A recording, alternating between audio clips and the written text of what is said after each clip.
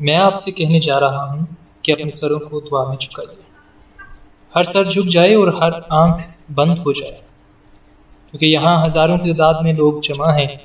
یہ گھڑی آج فیصلے کی گھڑی بننے جا رہی ہے، اور آپ پہلے جیسے نہیں رہیں گے، یہاں تک کہ اگر آپ یسوع مسیح کو رد بھی کریں گے تو بھی آپ پہلے جیسے نہیں رہیں گے۔ ایک بار جب آپ اس کا سامنا کر لیتے ہیں، ایک بار جب آپ اس کی آواز کو سن لیتے ہیں، انجیل کو سن لیتے ہیں اور اس کو رد کرتے ہیں، تو آپ پہلے جیسے نہیں رہتے، کیونکہ کلام کہتا ہے کہ جب اس امیر آدمی نے مسیحا کی پیشکش کو رد کیا تو وہ غم کی حالت میں مڑا۔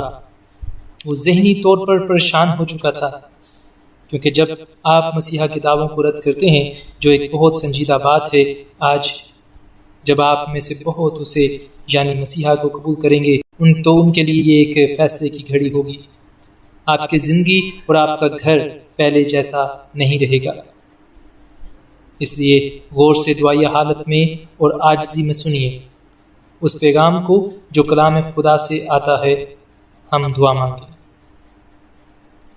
اے ہمارے باپ، ہم اس خدا کے پیار کے لیے تیرا شکر کرتے ہیں جو تمام دنیا اور گلف تک پہنچتا ہے اور تمام انسانیت کی بھلائی سے بھرا ہوا ہے۔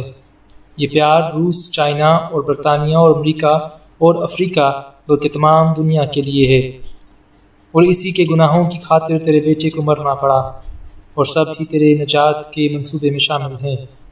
اور آج ہم تیرا شکر کرتے ہیں کہ ہم کھڑے ہو کر تیری خوشخبری سنا سکتے ہیں کہ خدا محبت ہے اور خدا معافی دینا چاہتا ہے۔ ہم آج دعا کرتے ہیں کہ اس پیغام کو بہت سے لیں، اسے قبول کریں اور اس کے مطابق اپنی زندگیوں کو ڈھالیں، کیونکہ ہم اسی کے نام میں مانگتے ہیں، آمین۔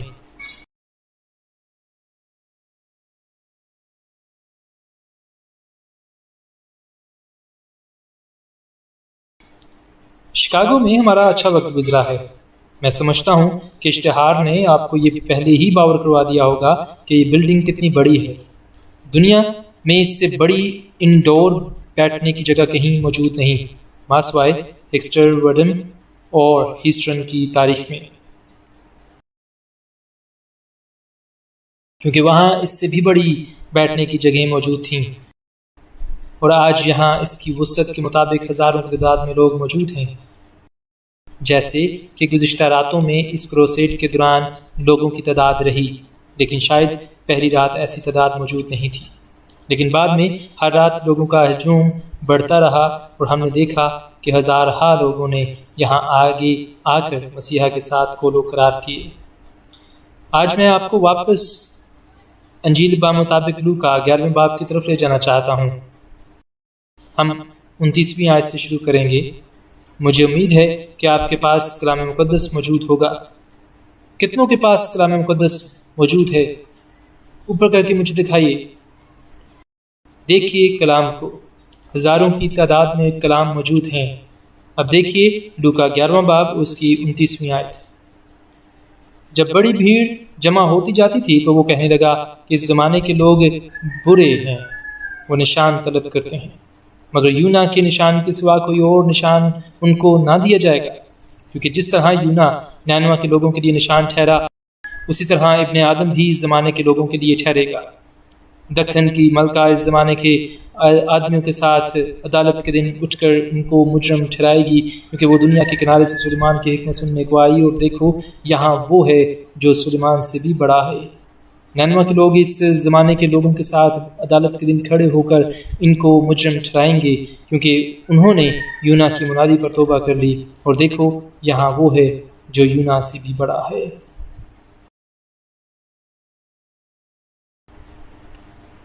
اب قدیم اسرائیل یسوع سے چاہتا تھا کہ وہ کچھ ایسا انوکھا کام کرے جس سے وہ اسے خدا کا بیٹا تسلیم کر لیں، لیکن اس تلاوت کردہ حوالے میں یسوع کہتے ہیں کہ تم نشان چاہتے ہو، ٹھیک ہے میں تمہیں نشان دیتا ہوں، میں ہوں وہ نشان۔ پھر یسوع نے کہا کہ یونا نبی کے دور کے لوگوں نے خدا کے کلام کو سنا اور رجوع لائے، یعنی انہوں نے توبہ کر لی، اور وہی لوگ یسوع کے دور کے لوگوں کے خلاف عدالت کے دن گواہی کے لیے کھڑے ہوں گے، کیونکہ انہوں نے یسوع کو رد کیا اس نے کہا دکن کی ملکہ نے سلیمان کی حکمت کی تعریف کی، لیکن تم لوگوں کے سامنے اس حکمت سے بڑھ کر حکمت موجود ہے۔ اس نے کہا تم لوگ اندھے ہو، تم سچ کو دیکھ نہیں سکتے، تم بہرے ہو اور تم سن نہیں سکتے۔ یسوع نے کہا میں ہوں حق، میں ہوں دنیا کا حقیقی نور، میں ہوں نشان۔ اب جب آپ یسوع کو دیکھو تو آپ کا رد عمل کیا ہوگا؟ جب آپ یسوع کے سامنے جاؤ گے تو آپ کیا کرو گے؟ فقیہوں اور فریسیوں کا رد عمل تو حسد یا نفرت سے بھرا ہوا تھا۔ نینوا کے لوگ تو عاجز تھے، کیونکہ جب انہوں نے خدا کو سامنے دیکھا تو انہوں نے توبہ کر لی۔ آج یہ سوال آپ کے سامنے موجود ہے کہ آپ کیا سمجھتے ہیں کہ یسوع کون ہے؟ یہاں پر اس وقت ایسے لوگ ہیں جو یسوع کو سپر سٹار کے طور پر جانتے ہیں۔ بہت سے ممالک میں ہزاروں کی تعداد میں نوجوان مسیحا کے بارے میں بات کرتے ہیں۔ آج کل ایک ڈرامہ خدا کا جادو کے نام سے نشر ہوتا ہے۔ انجیل بمطابق مقدس متی ایک موسیقی کی شکل میں اب موجود ہے۔ ابھی ایک اور نئی فلم بردر جان دکھائی جاتی ہے جس میں سڈنی پوگیے نے کالے یسوع مسیح کا کردار ادا کیا۔ ایک میگزین بنام فرنٹ کعبہ کچھ ہفتے پیشتر یسوع مسیح کو ایک راک سٹار کے طور پر متعارف کروا رہا تھا، اور یہ انگلینڈ کا میگزین نوجوانوں سے ایک سوال پوچھتا ہے کہ یسوع مسیح کون ہے؟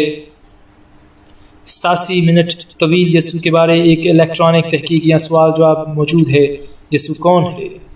اور اس میگزین نے یہودا اسکریوتی کی آواز میں یہ نتیجہ نکالا، اسی قدیم دن کی طرح اور سوالی انداز میں کہ یسوع کون ہے۔ اور اوپرا میگزین میں یہودا کہتا ہے کہ مجھے غلط مت سمجھو، کیونکہ میں صرف جاننا چاہتا تھا۔ اور پھر ایک کورس جاری ہوتا ہے جس میں کہا جاتا ہے کہ یسوع مسیح سپر سٹار ہے۔ کیا آپ سمجھتے ہیں کہ آپ وہ ہو جو وہ کہہ رہے تھے؟ یسوع مسیح، کیا آپ سمجھتے ہو کہ آپ ہو جو وہ کہتے ہیں کہ آپ ہو؟ یہ میرے لیے دلچسپ تھا جب 1971 میں کتابیں، ڈرامے، فلمیں، میگزین اور اوپراز میں یسوع کے بارے بتایا جا رہا تھا۔ کوئی نسل یسوع سے بھاگ نہیں سکتی۔ جدید دور میں ایک امریکہ کا باشندہ امریکی بائبل سوسائٹی کی توسط سے بائبل کے لیے نئے عہد نامے کے نئے ترجمے کے ساتھ اٹھا، اور انہوں نے تقریباً 25 لاکھ کاپیاں فروخت کیں۔ ہم یسوع سے بھاگ نہیں سکتے۔ میں نے کسی اوپرا میں نہیں سنا، کسی بدھا کے ڈرامے میں نہیں دیکھا، یا پھر محمد عربی کے بارے میں، یا پھر گاندھی کے بارے میں نہیں، بلکہ ہماری نسل صرف یسوع پر ہی نربھر ہے۔ نوجوان یسوع کے بارے ہی باتیں کرتے ہیں۔ آج وہی ان کے کیمپس، ہائی اسکول میں، ہر جگہ ان کی بات چیت کا موضوع ہے۔ یسوع مسیح ہی نوجوان نسل کی بحثوں کا حصہ ہے، اور وہ پوچھتے ہیں کہ وہ کون ہے؟ کون ہے یسوع؟ ہم اس سے بھاگ نہیں سکتے۔ آپ کو یاد ہوگا جب ساؤل مسیحیوں کو ایذا رسانیاں پہنچاتا تھا، جب دمشق کی راہ پر تھا تو آنکھوں کی چندھیانے والی روشنی اوپر سے آئی، اور وہ یعنی ساؤل یعنی پولس زمین پر گرا، اور اس نے سب سے پہلے جو سوال پوچھا کہ اے خداوند تو کون ہے؟ آج اس کیمپس میں ہماری نسل بھی یہی سوال پوچھتی ہے کہ خداوند تو کون ہے؟ یسوع کون ہے؟ ہم اس سے بھاگ نہیں سکتے۔ وہ ہمارے دماغوں، ہماری عقلوں میں، اس طرح ہمارے ڈراموں، ہماری نظموں، ہمارے اوپراز سب اس کے بارے میں ہوتے ہیں۔ کیا وہ صرف انقلابی تھا جیسے لکھا بھی ہے؟ کیونکہ وہ اس سے بھی بڑا ہے۔ وہ صرف تقریباً 33 سال جیا۔ اس نے تقریباً 100 کلومیٹر سے زیادہ کا سفر بھی نہیں کیا تھا۔ اس کی دنیاوی کوئی تعلیم نہیں تھی، اور آج 2000 سال بعد بھی تمام دنیا، تمام نسل یسوع کے بارے بات چیت کر رہی ہے۔ کچھ کہتے ہیں کہ وہ ایک خبتی انسان تھا۔ اس کے دنوں میں بھی ایسا کہا جاتا تھا۔ کیا ایسا ہی تھا وہ؟ کچھ اور کہتے ہیں کہ وہ انقلابی تھا۔ وہ انقلابی رہنما کے طور پر آیا۔ کیا وہ انقلابی تھا؟ شاید وہ زندگیوں کو نیا بنانے والا انقلابی تھا، لیکن اس نے روم کے مقابلے میں انقلاب نہیں برپا کیا، اس نے موجودہ حکومت کے خلاف کوئی قدم نہیں اٹھایا۔ جب اسی قسم کے معاملوں کے پیش نظر رومی اس سے پوچھ گچھ کرنے لگے تو انہوں نے دیکھا کہ وہ تو روحانی بادشاہی کی باتیں کرتا ہے۔ اس کے بعد رومیوں نے اس میں دلچسپی لینا چھوڑ دی، اور جب انہوں نے اسے اس معاملے میں آزمانے کی کوشش کی تو اس نے یسوع نے کہا کہ مجھے ایک رائج الوقت سکہ دو۔ اس نے کہا اس پر کس کی تصویر موجود ہے؟ انہوں نے کہا کیسر کی۔ تو اس نے کہا جو کیسر کا ہے وہ کیسر کو، اور جو خدا کا ہے وہ خدا کو دو۔ اس پر کلام کہتا ہے کہ وہ مزید اس سے سوال نہ کر سکے کیونکہ ان کے پاس اس کی باتوں کا جواب نہیں تھا۔ ہمیشہ یسوع کے ساتھ کچھ چیزوں کو جوڑا گیا۔ کچھ نے کہا کہ وہ انہی موجودہ لوگوں کے نظام کی نمائندگی کرتا تھا، کچھ نے کہا کہ وہ یعنی یسوع ایسے معاشرے کی نمائندگی کرتا تھا جن بنیادوں پر آج امریکہ قائم ہے، اور امریکہ ہی یسوع کی درست نمائندگی کرتا ہے۔ لیکن میں آپ کو بتانا چاہتا ہوں کہ اس کا نظام اصل میں بیوروکریسی پر نربھر تھا۔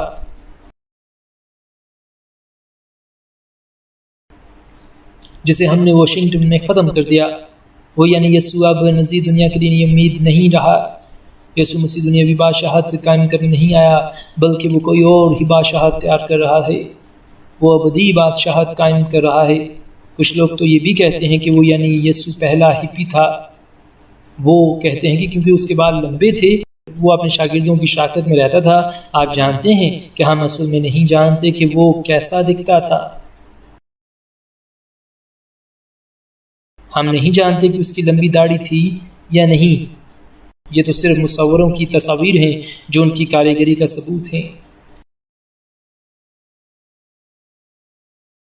جو ہم سمجھتے ہیں کہ یسوع شاید ایسا تھا، ہم نہیں جانتے کہ اس کے لمبے بال تھے۔ ہو سکتا ہے ہوں، کیونکہ اس وقت ایسے بال رکھنے کا رواج تھا، لیکن در حقیقت ہم نہیں جانتے۔ خدا کی مرضی کے مطابق ہمارے پاس یسوع کی کوئی تصویر موجود نہیں تاکہ ہم کسی تصویر کو نہ پوجنا شروع کر دیں، کیونکہ خدا روح ہے اور ضرور ہے کہ اس کی عبادت روح سے ہو۔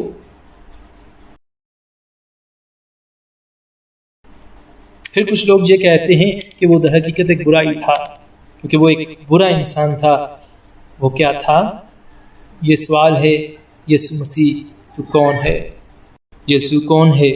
ہم اس سے بچ نہیں سکتے۔ ہم کوشش کرتے ہیں کہ اس سے بھاگ، لیکن وہ آگے موجود ہوتا ہے، ہر جگہ امٹ کر سامنے آ جاتا ہے۔ ہمارے عظیم فلسفہ دانوں نے اس کے بارے لکھا، ہمارے تاریخ دانوں نے اس کے بارے لکھا، ہماری عظیم نظمیں اور ڈرامے جو اس کے ہی بارے میں ہوتی ہیں۔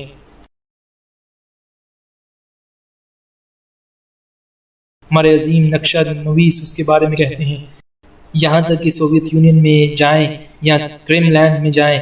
میں کریم لینڈ میں رہ چکا ہوں، وہاں ہر طرف یسوع ہی کی تصاویر موجود ہیں۔ آپ سوویت یونین میں کہیں پر بھی چلے جائیں، آپ کو معلوم ہوگا کہ بہت سی تصاویر، مصوری اور موسیقی صرف یسوع کے بارے میں ہی ہے۔ ہم اس سے بھاگ نہیں سکتے۔ ٹھیک ہے، ہم اس کے بارے کچھ تو جانتے ہیں۔ آدمی یسوع ایک مکمل طور پر ایک انسان تھا۔ وہ انسان کا نمائندہ تھا کیونکہ کلام کہتا ہے کہ وہ پہچانا گیا، یعنی گنہگاروں میں گنا گیا۔ ہم جانتے ہیں کہ اسے بھوک لگتی تھی، ہم جانتے ہیں کہ اسے پیاس بھی محسوس ہوتی تھی، ہم جانتے ہیں کہ وہ تھکتا بھی تھا، ہم جانتے ہیں کہ اس کے دوست بھی تھے، ہم جانتے ہیں کہ وہ اپنے پیارے دوست کی قبر پر جا کر رویا بھی، ہم جانتے ہیں کہ اس میں انسان کی تمام خصوصیات موجود تھیں۔ لیکن پھر بھی یہاں دلچسپ بات یہ ہے کہ اس کے بارے میں کلام کہتا ہے کہ وہ بے گناہ تھا۔ در حقیقت وہ خود اس نسل کے سامنے کھڑا ہوا اور اس نے کہا میں نے کوئی گناہ نہیں کیا۔ کیا میرے ہمسایوں نے مجھے گناہ کرتے دیکھا ہے؟ یا کیا تم مجھ میں گناہ ثابت کرتے ہو؟ لیکن کسی نے کچھ نہ کہا یا اس میں گناہ ثابت نہ کیا۔ کیا ایسا ہو سکتا ہے کہ صرف 33 سال کا آدمی ہو اور آدمیوں کے سامنے کھڑا ہو کر یہ پوچھے کہ تم میں سے کس نے مجھے گناہ گار پایا ہے؟ میں آپ سے کہتا ہوں کہ میری اپنی ٹیم میں سے لوگ چھلانگ مارتے ہوئے سامنے آئیں گے کہ اس نے مجھے گناہ گار پایا ہے۔ میری بیوی بھی یہاں موجود ہے، سب کے سب ہی گناہ گار ہیں، لیکن یسوع زندگی کے ہر اس پہلو میں آزمایا گیا جس میں آج ہم آزمائے جاتے ہیں، جس میں مختلف اقسام کی آزمائشیں تھیں جن میں سے یسوع پہلے کبھی نہیں گزرا،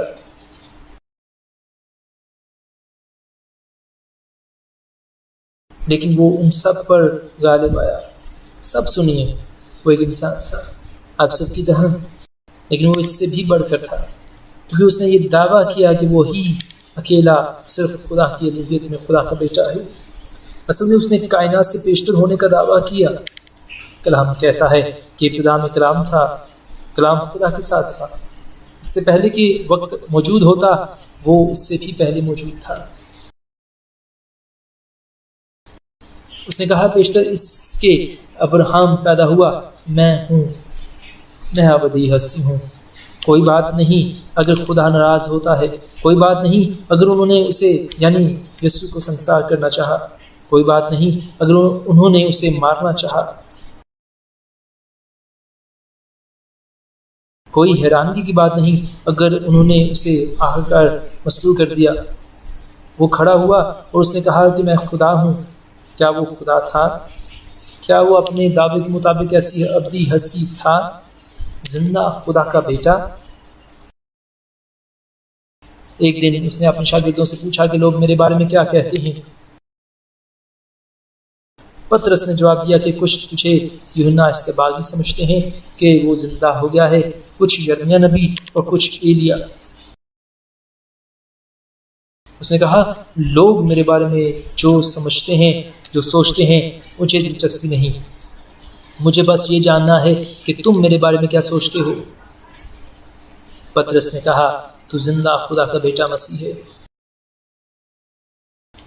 اس نے کہا پطرس تم نے خوب کہا، تم نے امتحان پاس کر لیا، لیکن پطرس یہ تمہاری سوچ نہیں بلکہ خدا کی طرف سے سوچ ہے، اس کا مکاشفہ خدا کی طرف سے تمہیں ہوا۔ یسوع مسیح نے یہ دعویٰ کیا کہ وہ زندہ خدا کا بیٹا مسیح تھا، اور آپ اس کی پیدائش کے بارے میں جانتے ہیں کہ یہ اس کی پیدائش نہ تھی بلکہ یہ اس کی شروعات تھی، اس کا دور تھا، یہ اس کی پیدائش کی شروعات تھی، کیونکہ وہ ہمیشہ سے ہمیشہ موجود ہے، وہ خدا ہے۔ کلام کہتا ہے کہ اور کلام مجسم ہوا اور ہمارے درمیان رہا۔ دوسرے لفظوں میں لوگاس خدا کا کلام، ابدی خدا یسوع مسیح کی شخصیت کے طور پر مجسم ہوا اور ایک آدمی کے طور پر ہمارے درمیان رہا۔ کلام خدا یہی تعلیم دیتا ہے، اور جب آپ یسوع کے پاس آتے ہو تو آپ کو یہ قبول کرنا ہی ہوگا۔ وہ کسی دنیاوی انقلابی کی طرح نہیں تھا، وہ کسی ہپی کی طرح بھی نہیں تھا، وہ کسی عظیم آدمی کی طرح بھی نہیں تھا، وہ خدا تھا جسم، اور وہ سب اخلاقیات جس کی اس نے تعلیم دی، ایسی تعلیم کسی اور شخص نے نہیں دی۔ جب آپ کو کوئی ایک طرف مارتا ہے تو وہ کہتا ہے کہ دوسرا رخسار بھی اسی کی طرف پھیر دو۔ اس نے یہ نہیں سکھایا کہ اس کے بعد کیا کیا جائے، لیکن اس نے یہ ضرور کہا کہ 7 کے 70 بار معاف کرو۔ ان چھوٹی چھوٹی باتوں کے بارے میں آپ کا کیا خیال ہے جن کے لیے آپ کی بیوی آپ کو تنگ کرتی ہے یا پھر آپ کا خاوند آپ کو تنگ کرتا ہے؟ 7 کے 70 بار آپ نے معاف کرنا ہے۔ ایک بار میری بیوی نے مجھے خوشائن شادی کا راز بتایا، اور وہ یہ تھا کہ غلطیوں کو معاف کرنا، اور وہ اصل میں یہی ہے، غلطیوں کو معاف کرو۔ لوگ ایک دوسرے کو معاف کر سکتے ہیں، یسوع یہ کہتا ہے کہ ہمیں معاف کرنا ہے۔ اس نے یہ انقلابی تعلیم دی تاکہ ہم اسی طرح طور سے زندگی گزاریں۔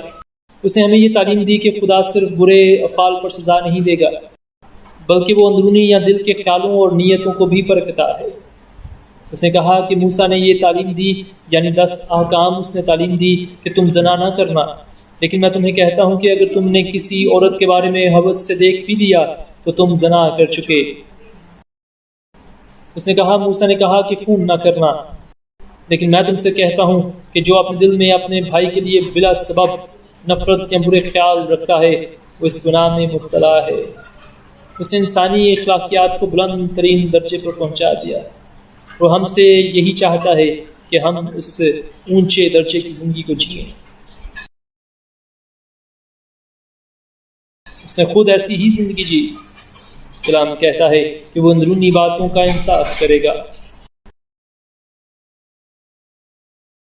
ان دنوں میں امریکہ کے اٹارنی جنرل نے کہا کہ امریکہ کو جتنا اندر سے خطرہ ہے اتنا باہر سے نہیں، اور اسی طرح آج آپ بھی اپنی انفرادی زندگیوں میں یہاں موجود ہیں۔ داؤد نے کہا کہ گناہ میں مجھے میری ماں نے جنم دیا۔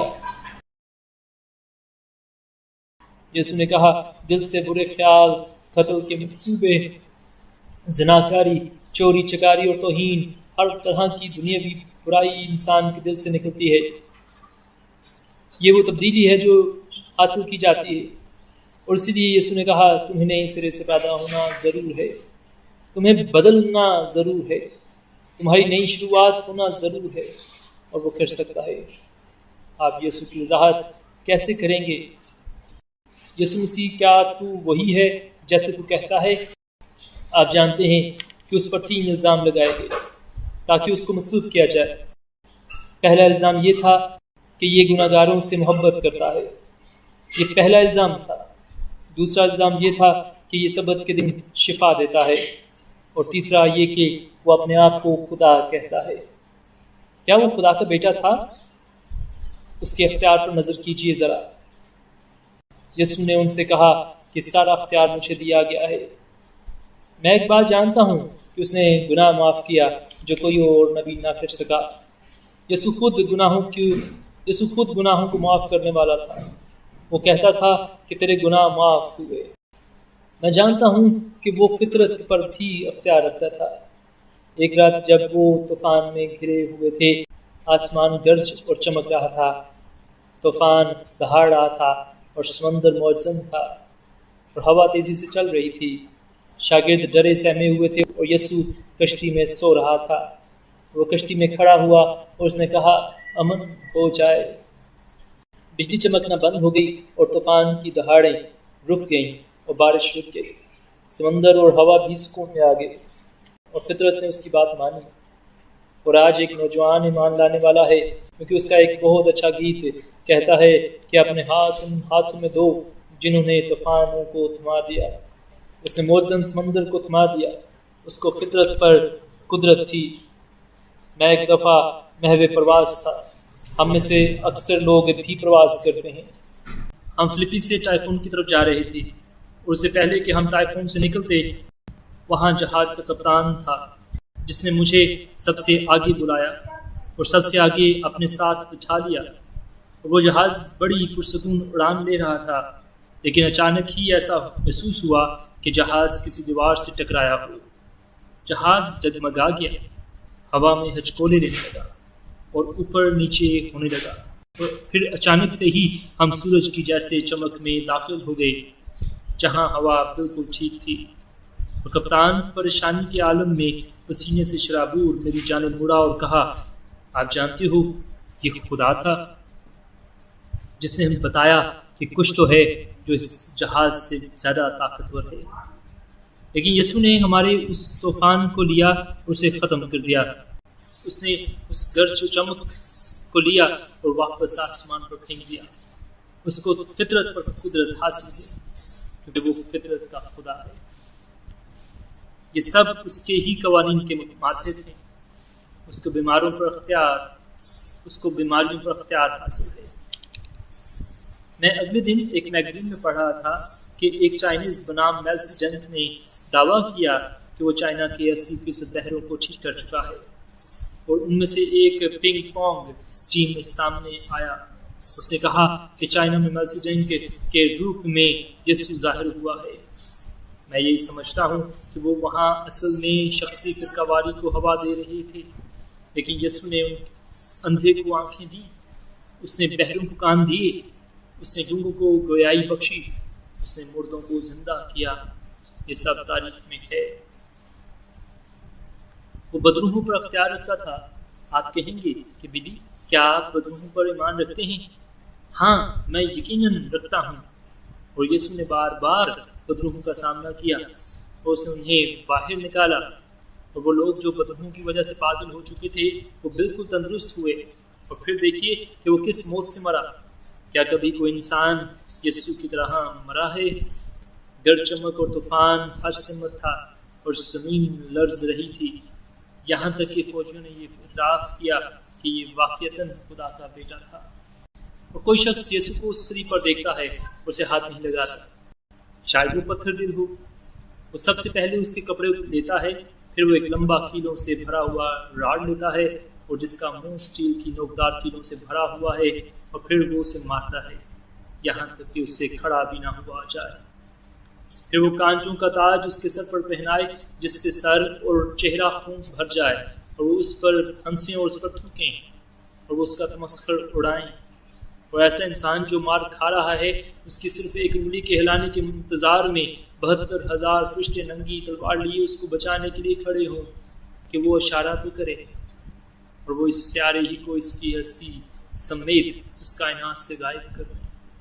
لیکن یسوع نے کہا نہیں، اس لیے تو میں جنما۔ اور وہ صلیب کو اٹھاتے ہوئے گھسیٹتا ہوا چل پڑا۔ اور آپ ریڈ انڈین لوگ ایک بات ہمیشہ بھول جاتے ہو کہ جس شخص نے یسوع کو سولی اٹھانے میں مدد کی وہ ایک ریڈ انڈین تھا۔ اور ایک اور بات کبھی مت بھولیے، یسوع افریقہ سے تھا، کیونکہ ایسی جگہ پیدا ہوا جو افریقہ، ایشیا اور یورپ کے درمیان میں ہے۔ اور یسوع میری طرح کوئی سفید انسان نہ تھا، اور آپ میں سے کئی کالوں کی طرح بھی نہ تھا۔ ہم نہیں جانتے کہ اس کی جلد کا رنگ کیا تھا، لیکن اس کا رنگ ضرور ہی ان دنوں اور وہاں کے لوگوں کی طرح گہرا ہی رہا ہوگا، کیونکہ وہ انہی کی طرح کا ایک آدمی تھا۔ کبھی یہ مت کہیے کہ یہ مذہب سفید لوگوں کا ہے یا یہ کالے آدمیوں کا ہے، تمام دنیا کا مذہب ہے، وہ تمام دنیا سے تھا۔ جب وہ صلیب پر فوت ہوئے انہوں نے اسے کیلوں سے جڑا، اس کے ہتھیلیوں میں کیل لگائے تھے۔ اور کیا آپ جانتے ہیں کہ اس نے کیا کہا؟ اس نے کہا انہیں معاف کر، کہ یہ نہیں جانتے یہ کیا کرتے ہیں۔ انہیں معاف کر، کیا آپ کسی کو معاف کریں گے جو آپ کے قصوروار نہ ہونے پر بھی آپ کے ہاتھوں میں کیل لگائے؟ وہ نہ پچھتایا، نہ چلایا اور نہ ہی زور زور سے آواز کی، بلکہ اس نے صرف اس کو قبول کیا اور کہا خداوند ان کو معاف کرے، یہ نہیں جانتے کہ کیا کرتے ہیں۔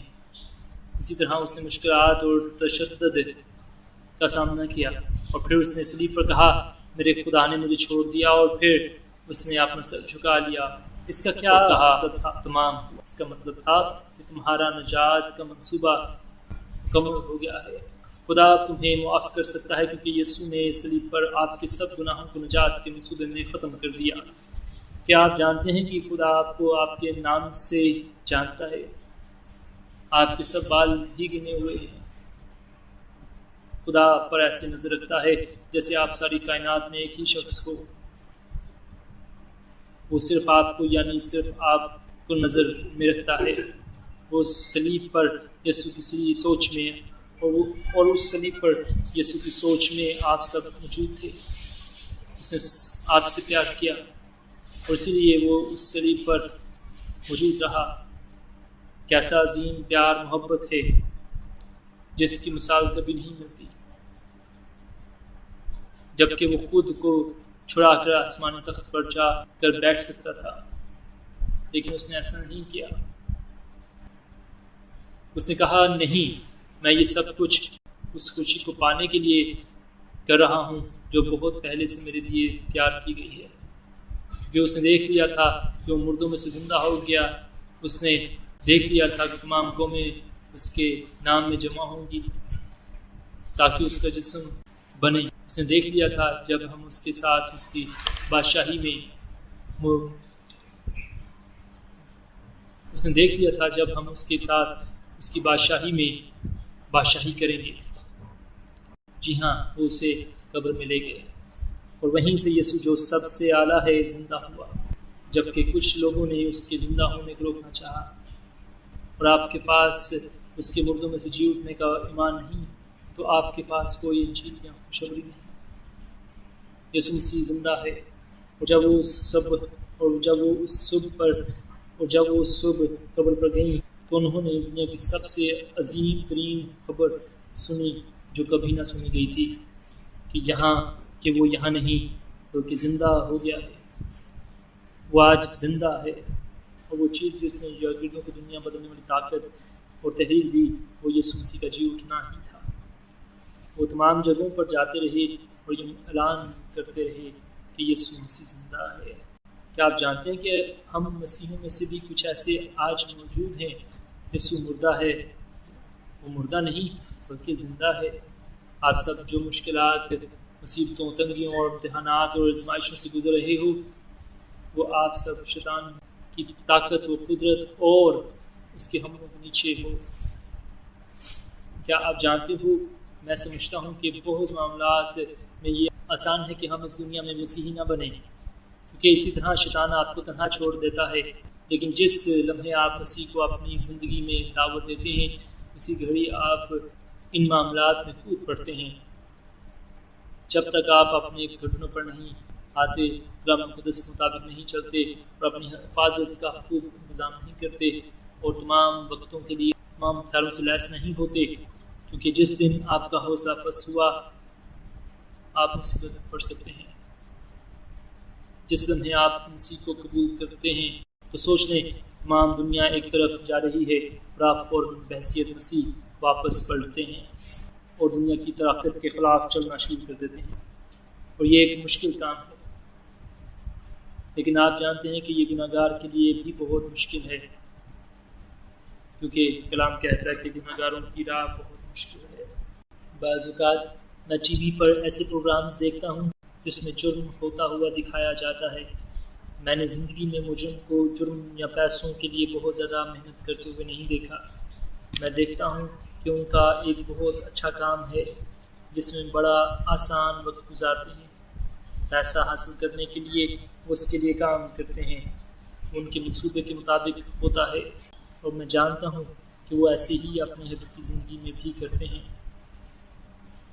یسوع مسیح زندہ ہے، اور اگر وہ مردوں میں سے زندہ نہیں ہوا، اگر وہ زندہ نہیں تو پھر مسیحیت نام کی کوئی چیز نہ ہوتی، ہمارے گناہ قائم ہوتے اور معافی نہ ہوتی۔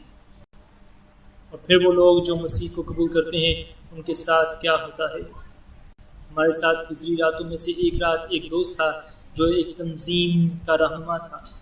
اس نے کہا کہ جب تک یسوع سے ملاقات نہیں ہوئی وہ سوچتا ہے کہ وہ دنیا کو اپنی اس تنظیمی طاقت کے ساتھ تبدیل کر دے گا، لیکن جب یسوع سے ملاقات ہوئی تو اس کی اپنی زندگی تبدیل ہو گئی، اور اب وہ کہتا ہے کہ ہاں میں یقین رکھتا ہوں کہ دنیا تبدیل کی جا سکتی ہے، لیکن یہ سب کچھ یسوع کی طاقت اور قدرت سے ممکن ہے۔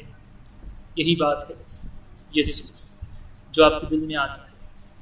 اگر میرے پاس اب تک کی تمام باتوں کے ثبوت نہ ہوں، کوئی سائنسی ثبوت نہ ہوں کہ یسوع کبھی موجود تھا، تو بھی میں یسوع پر ایمان رکھوں گا، کیونکہ جو کچھ اس نے میرے لیے کیا، وہ خوشی، وہ سکون، وہ حفاظت، وہ محبت جو اس نے مجھے اپنے فضل میں دی، وہ اب میری ہے، اور پھر وہ اطمینان جو اس نے ان کو دیا جو اس پر بھروسہ رکھتے ہیں۔ خداوند تو کون ہے؟ یسوع مسیح کیا تو وہی ہے جس کا تو دعویٰ کرتا ہے؟ یہی وہ سوال ہے جس کا سامنا آپ سب کو آج رہتا ہے۔ یسوع کون ہے؟ اگر یسوع نے خدا ہونے کا دعویٰ کیا جبکہ وہ جانتا تھا کہ وہ خدا نہیں ہے تو پھر وہ جھوٹا ہے، اور پھر ہمارے پاس کہنے کو ہوتا کہ یسوع تو جھوٹا ہے، تو دھوکے باز ہے، بلکہ ایسا دھوکے باز کہ کبھی انسانی تاریخ میں نہیں ہوا۔ یہاں اگر یسوع نے سوچا کہ وہ خدا ہے، اسے اس کی قدر کا پتہ نہیں تھا، تو پھر اسے یقینی طور پر دماغی امداد کی ضرورت تھی، اسے بہت سے نفسیاتی حکیموں کی ضرورت تھی۔ تیسرا متبادل یہ ہے کہ وہ سب کچھ تھا جس کا اس نے دعویٰ کیا تھا کہ وہ جسم میں خدا ہے۔ میں یہ مان رکھتا ہوں کہ تمام ثبوت اس کے اس دعوے کی چرچا کر رہے ہیں، زندہ خدا کا بیٹا، لیکن میں یہ حقیقت سائنسی طور پر ثابت نہیں کر سکتا، لیکن میں اسے ثابت کر سکتا ہوں ان تمام زندگیوں کی بدولت جو ہر روز وہ تبدیل کرتا ہے۔ میں ثابت کر سکتا ہوں کیونکہ میرے دل میں یہ بات نہیں ہے کہ میں سمجھتا ہوں کہ میں امید رکھتا ہوں، بلکہ میں یہ کہتا ہوں کہ میں یہ حقیقت جانتا ہوں۔ اور آپ جانتے ہیں کہ ہماری زندگیوں میں ایک اور عنصر بھی ہے جس کے بارے میں ہم بہت کم جانتے ہیں، اور وہ ہے ایمان۔ آپ ہر روز اپنے ایمان سے زندگی گزارتے ہیں۔ آپ آج صبح ایمان رکھتے ہیں کہ آپ کی بیوی نے آپ کی کافی میں زہر ملا دیا ہے۔ آپ کا اس بات پر ایمان ہے، وہ ایسی نہیں دکھتی لیکن اس نے ایسا کیا۔ آپ کا اپنے بینک پر ایمان ہے۔ جب آپ چیک لکھتے ہیں اور سائن کرتے ہیں اور ایمان رکھتے ہیں کہ وہ لکھی ہوئی رقم ادا کرے گا۔ آپ کا ایمان ہے گورنمنٹ پر۔ جب آپ بل کی ادائیگی کرتے ہیں اور آپ ایمان رکھتے ہیں کہ یہ لوگوں کی بھلائی کے لیے ہی استعمال ہوتا ہے۔ ہر کام جو ہم کرتے ہیں وہ ایمان سے ہی کرتے ہیں۔ مثال کے طور پر میں پہاڑی پر چڑھتا ہوں اور ہم جانتے ہیں کہ نارتھ کیرولینا میں بہت سی پہاڑیاں موجود ہیں۔ میں اپنی کار کو نہیں روکتا کیونکہ میں جانتا ہوں کہ مجھے نیچے اترنے کی ضرورت نہیں، کہ میں اتروں اور جا کر دیکھوں کہ کوئی غلط سمت سے گاڑی تو نہیں آ رہی، کیونکہ میں ایمان رکھتا ہوں کہ ڈرائیور اپنی ہی سمت سے گاڑی کو چلاتے ہوئے آئے گا۔ ایمان، ایمان، ایمان، ہر چیز۔ جب آپ اس کرسی پر بیٹھتے ہیں تو کیا آپ اس کرسی کو پہلے استعمال کر چکے ہیں کہ میں پہلے بیٹھنے سے پہلے دیکھ لوں یا اسے آزماؤں کہ یہ بیٹھنے کے قابل ہے بھی کہ نہیں؟ لیکن یہ صرف آپ کا ایمان ہے کہ آپ اس پر بیٹھ گئے ہیں، کیونکہ آپ کا ایمان ہے کہ لوگ ایسی کرسی نہیں بنائیں گے جو آپ کو سنبھال نہ سکے۔ ہر چیز جو ہم کرتے ہیں وہ ایمان سے کرتے ہیں۔ اچھا، اسی چیز کو دوبارہ لیتے ہیں۔ آپ اس کو یسوع پر رکھیں اور مانیں کہ وہ خداوند اور نجات دہندہ ہے، تو آپ جانیں گے کہ وہ یعنی یسوع کون ہے۔ آپ اس کو ایمان سے قبول کرتے ہیں اور وہ آپ کی زندگی اور آپ کے دل میں جب آتا ہے تو آپ جانتے ہیں کہ وہ کون ہے جس کا اس نے دعویٰ کیا ہے۔ اس دمشق کے راستے پر جس کا میں نے کچھ دیر پہلے ذکر کیا تھا، وہاں پولس رسول نے پوچھا کہ خداوند تو کون ہے؟ اور پھر پولس نے ایک اور سوال کیا۔ پولس نے کہا کہ تو مجھ سے کیا چاہتا ہے کہ میں کروں؟ اور یسوع نے کہا کہ اٹھ اور جا۔ میں آج آپ سے کہتا ہوں کہ اٹھیے اور یسوع کے پاس آئیے۔ اب آپ میں سے کچھ اس کا مذاق اڑائیں گے اور کچھ رد کریں گے، کچھ ویسے ہی ہٹ جائیں گے اور کہیں گے کہ ہم پھر کبھی آئیں گے، اور یہاں پھر آپ اس کو قبول کریں گے اپنے خداوند کے طور پر، اپنے نجات دہندہ کے طور پر، اپنے آقا کے طور پر اور خدا کے بیٹے کے طور پر۔ اور وہ آپ کے دل میں آئے گا اور آپ کے گناہوں کو معاف کرے گا اور آپ کی زندگی کو تبدیل کرے گا۔ یسوع مسیح عظیم تر۔ یہودا کہتا ہے کہ مجھے غلط نہ سمجھو، میں نے تو صرف اس کو جاننے کی کوشش کی کہ وہ کیا اپنے کہنے کے مطابق ہے۔ پھر ایک بڑی آواز گیت کی شکل میں یہ کورس گانے لگتی، یسوع مسیح عظیم تر، کیا تو وہی ہے جس کا تو دعویٰ کرتا ہے؟ ہاں، اس سے بھی کہیں قدر زیادہ، 10,000 مرتبہ سے بھی بڑھ کر۔ پھر وہ انگریز خاص نے لکھا کہ یسوع مسیح خدا کا بیٹا، اور آج آپ اسے قبول کرنے جا رہے ہیں۔ در حقیقت جب آپ بے گناہ ہو کر آسمان پر جانا چاہتے ہیں تو آپ کو اسے قبول کرنا ہی ہوگا۔ اور میں آج آپ سے یہ کہنے جا رہا ہوں کہ آپ یہ کام سب کے سامنے کریں۔ آپ یہ کیسے کریں گے؟ آپ سینکڑوں کو میں کہتا ہوں کہ اسی وقت خاموشی اور عاجزی کی حالت میں اٹھیے اور یہاں سامنے آئیے اور کہیے کہ میں مسیح کو اپنے دل میں چاہتا ہوں۔ میں چاہتا ہوں کہ وہ مجھے معاف کرے۔ میں جاننا چاہتا ہوں کہ میں آسمان پر جاؤں گا۔ میں چاہتا ہوں کہ وہ میری زندگی بدلے۔ میں اسے اپنے خداوند اور نجات دہندے کے طور پر قبول کرتا ہوں۔ اگر آپ کے رشتہ دار، چاہنے والے اور معتبر لوگ آپ کے ساتھ باہر آئے ہیں تو وہ آپ کا انتظار کر سکتے ہیں۔ میں نے کیوں یہ کہا ہے کہ آپ سامنے آئیں؟ کیونکہ ہر شخص کو خداوند یسوع نے انجیل میں سب کے سامنے بلایا، اور آپ سب آئیں لوگوں کے سامنے ظاہری طور پر، چاہے آپ پروٹسٹنٹ ہیں، کیتھولک ہیں، چاہے آپ یہودی ہیں، چاہے آپ راسخ العقیدہ ہیں، اور چاہے آپ کا کوئی بھی مذہب نہ ہو، لیکن خدا آپ سے آج بول رہا ہے کہ آپ کو مسیحا کی ضرورت ہے۔ آپ آئیے اور اس بات کا یقین کیجیے، یہ گھڑی فیصلے کی ہے، شاید اس کے بعد آپ کو یہ موقع نصیب نہ ہو۔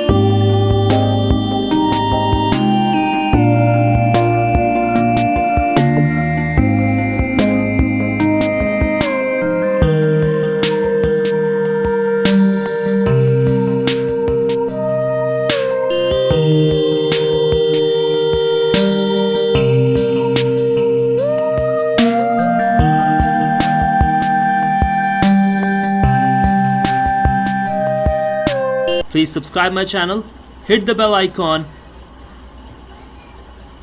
and don't forget to like and share my video with your friends. Thank you.